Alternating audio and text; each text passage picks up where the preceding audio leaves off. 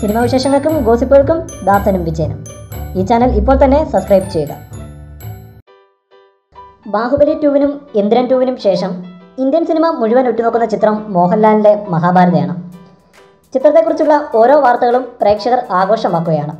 മലയാളം പോലെ തന്നെ ബോളിവുഡും ചിത്രത്തിനായി കാത്തിരിക്കുകയാണ്. ബോളിവുഡിലെ പല ഓൺലൈൻ പോർട്ടലുകളിലും മഹാഭാരതത്തെക്കുറിച്ചുള്ള വാർത്തകൾ നിറയുകയാണ്.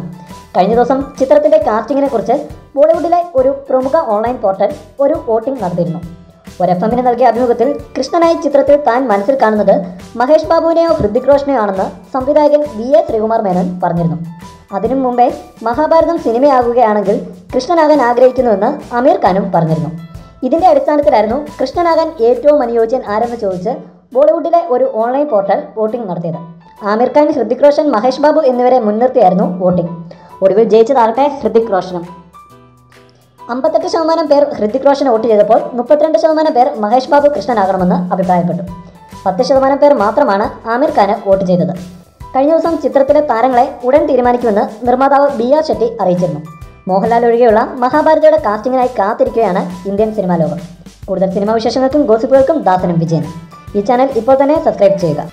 വീഡിയോ ഇഷ്ടപ്പെട്ടെങ്കിൽ ലൈക്ക്, ഷെയർ, കമൻറ്റ്. താങ്ക്